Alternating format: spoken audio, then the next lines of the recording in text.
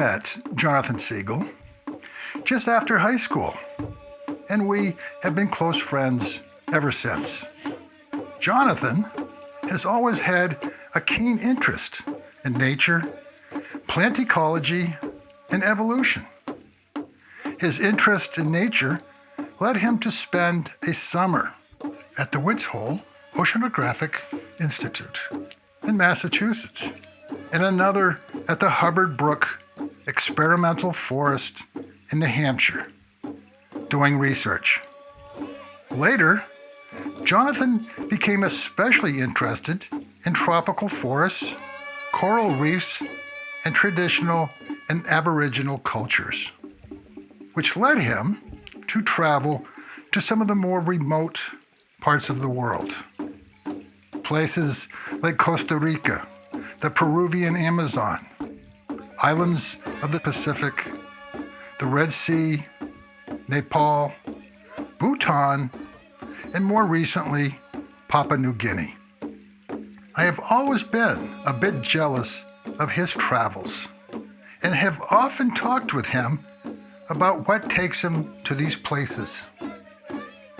When I started Nature Revisited, I asked Jonathan if he would do an episode with me for the podcast. So this fall, while visiting, we sat down and talked about his journey to there. My name is Stefan Van Norden, and this is Nature Revisited.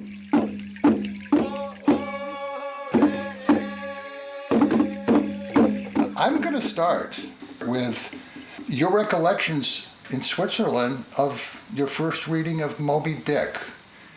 Well, I was living with my family in Switzerland at the time. I was about 15 years old, and I had a great teacher who we read Moby Dick in class, and it was not a very expected book to be read in class because it's considered kind of an intimidating classic. But I found to my surprise that I absolutely loved it, and part of the reason is that she showed us how the book was written and how the author created the drama and the tragedy and the majesty, really, of that book. And that really captured my imagination in a way that very few other books ever had before. And I still remember on the back cover of the little paperback book that we read, and I still have that copy, there was a quote from the poet John Masefield, and he said, "Moby Dick brought all the joy, the sadness, and the magic of many waters into my life." And that is really what it did for me. It took me on a journey into the heart of the ocean, but also into the heart of man, and the grandeur, the tragedy, and the exoticism of a whaling voyage, but also a voyage deep into the deepest heart of man among the various characters. And so that book had a weight and a drama more than any book I'd ever read before. And when people ask what my favorite book is, I still say Moby Dick is really my favorite book of all time. So what other books did you read as a youth that helped to excite your imagination for exotic places? Probably Robinson Crusoe was the first book that I can remember that did that, because of course it is a very exotic tale about being shipwrecked on a tropical island with the palm trees and the beach and only the ocean to sustain you. And so that, of course, is a very exotic and remote kind of tale that makes you wonder about that aspect of the world, which is, of course, so far from my own experience as a child.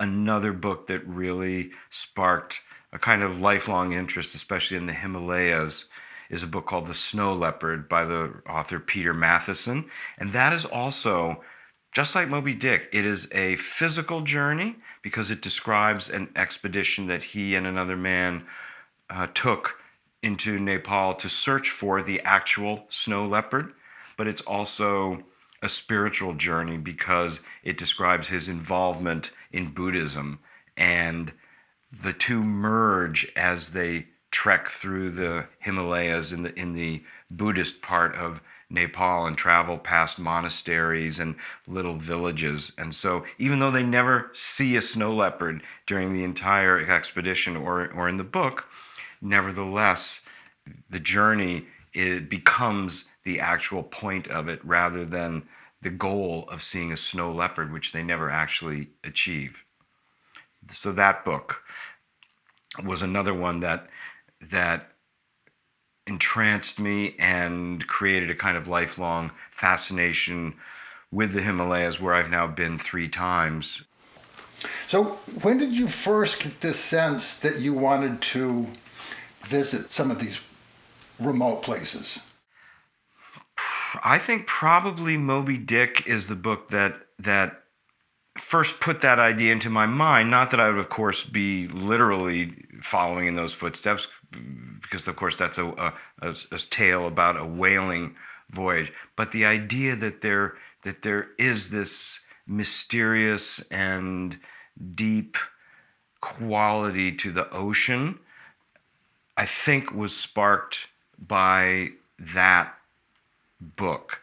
I mean, having grown up in a small town in the countryside, I had hiked in the mountains many times, but I think the interest in these remote and more exotic places really came originally from the books that I read, and somehow those images and that yearning seeped into my mind. And when I started being able to have the chance to do that when I was a little bit older, that is when those ideas started coming to fruition.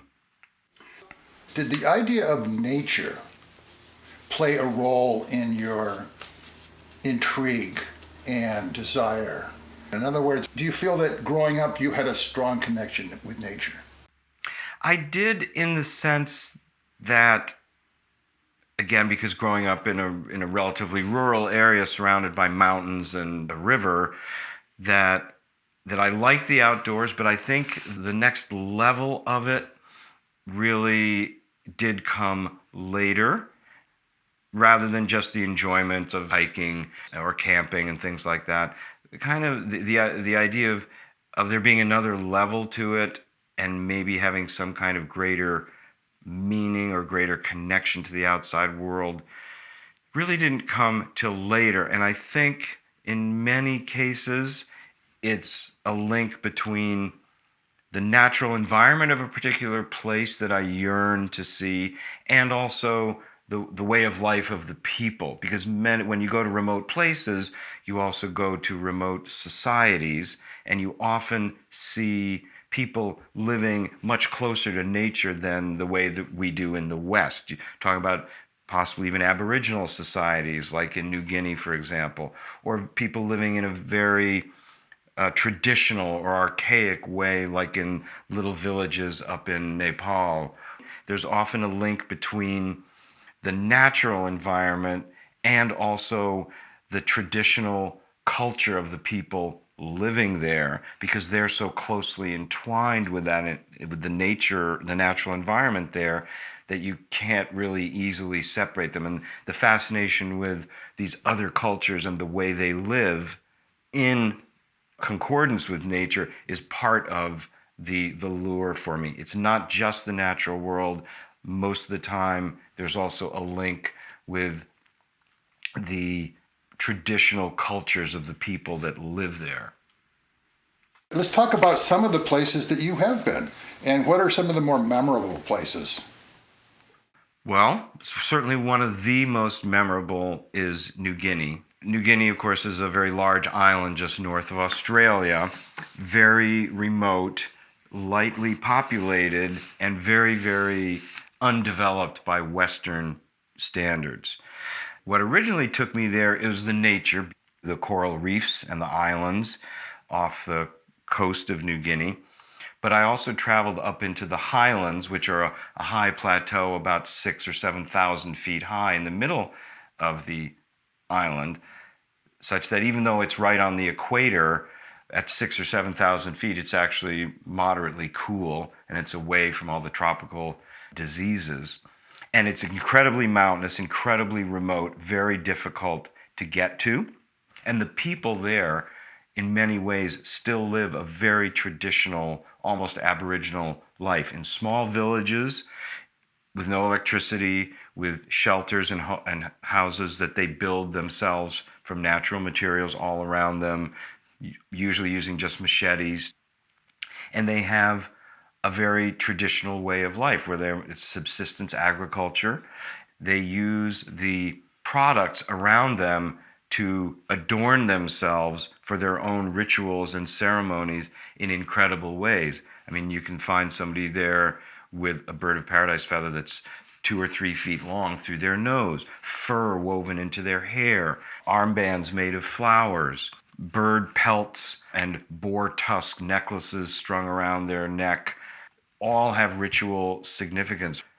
The other thing about cultures like that is they often are very animistic in that their gods are forces of nature. So they might have a river god, a crocodile god, a wind god, a rain god, rather than a kind of personified god like in the religions of the West. Also because they live very, very close to nature. It's mostly subsistence agriculture. So for them, the natural world is everything that supports them, that they rely on, and that they live very, very close to. They live at a material level that's much lower, but much more intimate with nature. The other thing is they're much more intimate with each other because they live in a kind of format the way humanity developed. Families, but in a small compound where everybody lives very close together. And in some of the languages there, they don't even have a word for the concept of alone because they're never alone their whole life. They're always with each other in some way or other. And that's such a different way of life than we have in the West. And that too is part of the fascination, wondering, have they preserved something that we've lost, that sense of communal togetherness with other people, that we're all dependent on each other, that we're truly all in it together.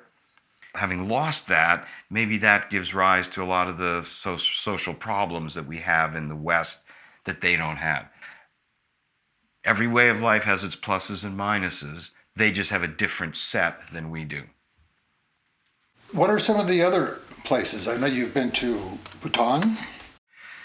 Yes, I've made trips to the Himalayas, and one of them is to the small Buddhist kingdom of Bhutan, which is situated between India and China, right next to Nepal.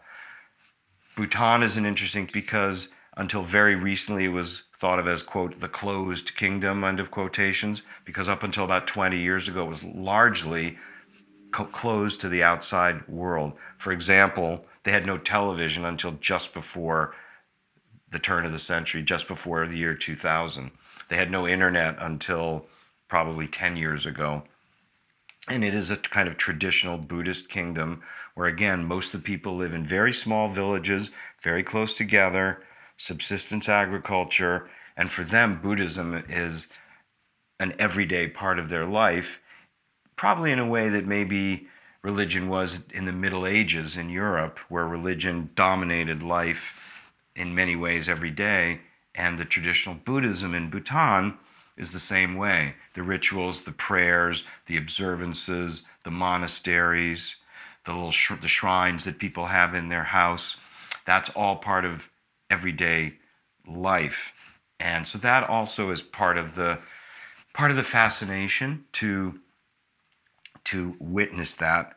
They have festivals, religious festivals, one of which I attended in a large monastery way up in the mountains, and hundreds of people come from all over, dressed in their finest clothes, to witness these, they're called the sacred Sechu dances, in which The dancers dress up like as characters from the Buddhist scriptures, and in dance they act out some of the famous episodes of the evolution of Buddhism. For example, one of their dances is about how Buddhism came to Bhutan from Tibet because a famous monk flew over the Himalayas from Tibet on the back of a flying tiger and founded a monastery, which you can still visit today, and brought Buddhism, part of which was the idea of not killing animals. And so in the dance, you see the dancers acting out the parts of a stag or a kind of elk-like animal that lives there, and the hunters, and then the Buddhist monks trying to show the hunters that it's wrong to kill animals. And I was there in this outdoor setting with these exotic dancers twirling and dancing and leaping, and just to look around and see and be there witnessing this ancient ritual just was a very transporting experience, almost surreal, hard to believe that here you are really witnessing this thing which had probably been done exactly the same 500 years ago, or maybe even 1,000 years ago. Here you are witnessing it, and that's the kind of experience that draws me to those places. There was another one that you described yesterday, another moment Oh, yes. of intimacy with nature. That Yes. If you can describe the way you did, the shooting stars. About 10 years ago, I was hiking in the Himalayas of Nepal to the base camp of a famous mountain called Annapurna. And a book called Annapurna was also one of the very early books that I read when I was maybe 10 or 12 years old that captured my imagination because it was about the first successful climb of the mountain called Annapurna, which at the time was the highest mountain that had ever been climbed. This was before Mount Everest. It was very difficult. It was very remote. They had to trek weeks just to get to a place where they could set up camp. That book was one of the other things that sparked my interest in the Himalayas. So more than 40 years after I read that book, I myself was on the trail to Annapurna, not to the top, that's beyond me, but to the base camp, which is at 14,500 feet roughly. We stayed overnight, and then we got up the next morning to see the sunrise over the snow cover and ice covered massif of Annapurna. So we got up at 5 in the morning. It was absolutely pitch black. You've never in your life seen the sky as pitch black as that was. It was the deepest, inkiest black you could imagine.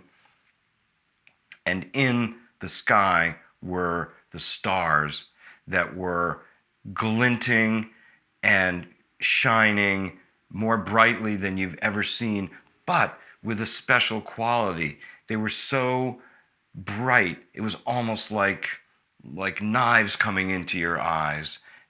They shone with a kind of blue coldness that I'd never experienced before, like starlight at its purest form, very steely. That was the quality it had. It had a kind of steely, cold quality that I've never seen in the stars before. And once again, being in this incredible atmosphere of surrounded by these massive peaks, in the blackness of the sky and the glinting of the stars, see if I could feel myself or see something. I think of it as seeing into the heart of nature. There's a phrase which is the title of another book that I've read. The phrase is, in the heart of the country. And that's what I was trying to find. I was trying to see if I could feel or see into the heart of the country as I stood out there. And what actually happened was that I didn't really see into the heart of anything. What I realized was that maybe there isn't really a heart of the country except what's within you.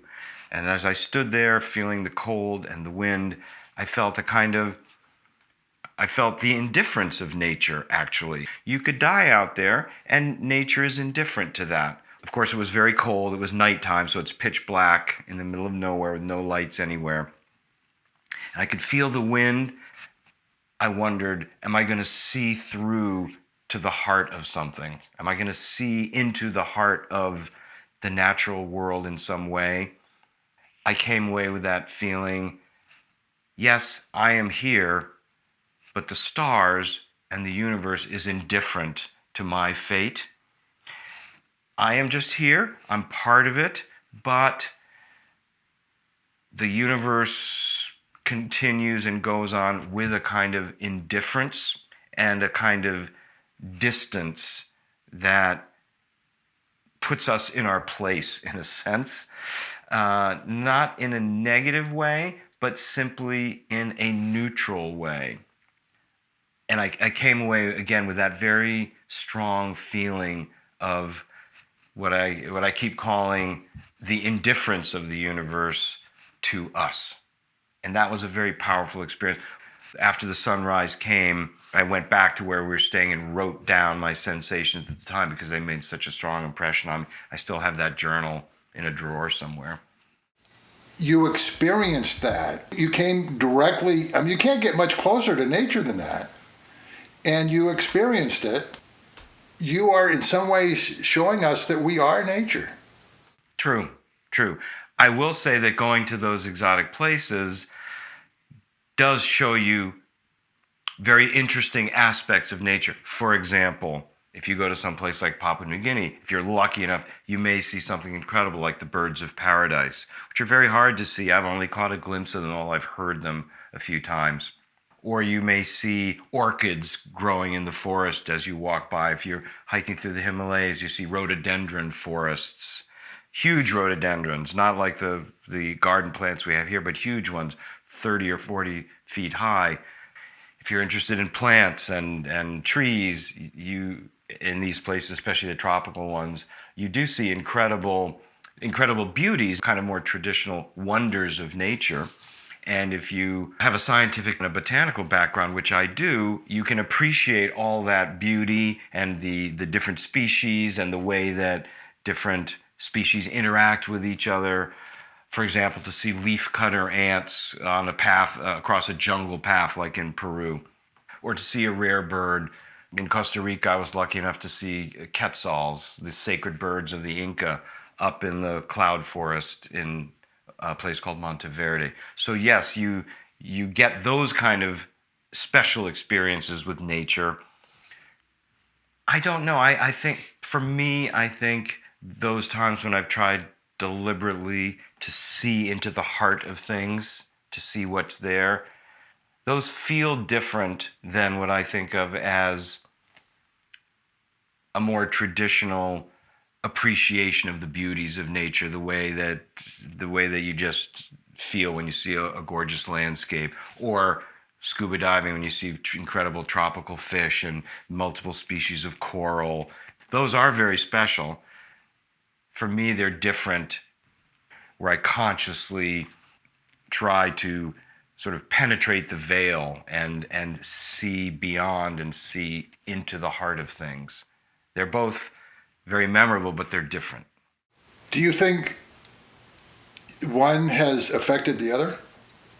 You obviously have not rejected nature. You're very close to it. It's very important to you. Yes, certainly. In fact, I think of nature and my experience of the natural world as a kind of saving grace that makes the rest of life possible in a way. Yes, you can rely on the natural world for something that you don't get from the world of man. And when the world of man seems discouraging, nature is what, for me personally, allows me to go on and to think that there is still hope in life. The natural world is in a sense is like our salvation. So do you think that it's important that these indigenous cultures continue to exist? Definitely. First of all, because they're human beings and that's their life and that's the way they have always lived traditionally. So I hope they'll be allowed to persist, but it is very difficult. And I think for those of us who are not part of a culture like that, we do have to, it's a very fine line that you tread between being fascinated by them and wanting to experience them and perhaps learn from them, and wanting to preserve them in some sort of museum, as if they'd be frozen in amber and not allowed to change or evolve as they want to. The truth is that when traditional cultures encounter a culture from the outside, usually very terrible things happen. At the same time, there are some things that we have that they often want. For example, in the villages of Bhutan that I visited, most of which don't have electricity, the people want electricity. They want to have lights at night. They want their children to get education. Some of the traditional peoples, for example, in the Amazon or in Papua New Guinea, they depend a lot on digging and cutting down trees. Well, it's a lot harder to cut down a tree with a stone axe than with a steel axe. So they often want implements like machetes or steel axes because that makes even their traditional way of life so much easier. So it's a very fine line, as I say, between wanting to see those societies allowed to persist while at the same time not imprisoning them in some frozen image in time because we want it to be that way. Traditional cultures have and will continue to have a very hard time encountering the outside world in any way without losing their own traditional way of life. There are some tribes, for example, in the Amazon that have made it clear that they don't want contact. And then at other times, sometimes they come out of the forest and they do want contact, for example, when someone's been injured. I have to say, I think some of my interest in the traditional cultures is also maybe related to that, and out of a sense of wondering if our modern way of life has lost touch with the way that human beings evolved. Because again, traditional societies, those few that still remain, really live much closer to the way that human beings did evolve in nature before technology, before cultural evolution.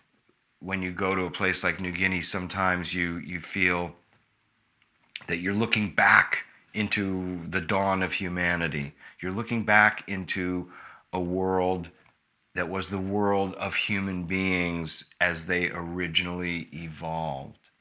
And that in modern Western society, we have transitioned away from that to such a great degree that we've forgotten how human beings really did evolve. For 99.9% of humanity's history, people were living more like these traditional societies do. We're like a second in the timeline of human history. So finally, recently you have talked about an interest you have had in using ayahuasca, a drug used by shamans of the South American Amazon. I am wondering if your curiosity of that drug has a connection to your experiences, such as the one that you talk about in the Himalayas, where you describe the strong indifference from nature. I'm wondering if maybe you haven't given up on looking into the heart of nature, and that an experience with ayahuasca might take you there. I think there's definitely an element of that. For example, ayahuasca, which is the so-called vine of the dead from South America, used by many indigenous tribes there, typically by the shamans of the tribe, who make a brew from the vine, the ayahuasca vine, and then in their mind they travel to the spirit world under the influence of that drug and find something, some piece of wisdom that they then bring back and impart to the other members of the community that have, in a sense, consulted them. So the way it's used in a traditional society is not that most people in the community will take that kind of journey or use the drug. It's usually traditionally reserved for the shamans, who are the community representative, in a sense, to the spirit world, and the way they travel to the spirit world and bring back wisdom or knowledge which their own community members can then use, for example, to cure an illness. And definitely, I think, for me, the idea of experiencing that kind of drug is connected to that kind of journey, like the kind of journey that the shamans take, a journey to, they call it the spirit world, but a journey to some other aspect of nature or the world, the journey to there, to see into the heart of things in a way that I don't see in normal day-to-day life.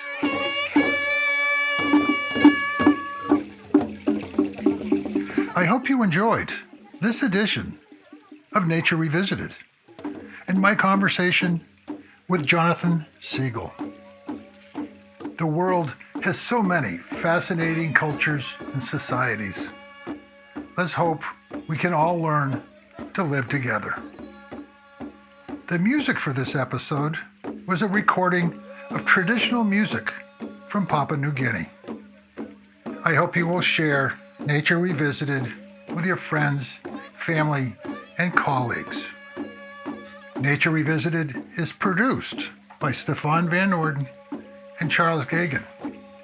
And I hope you will join us for the next edition of Nature Revisited. And in the meantime, remember, we are nature.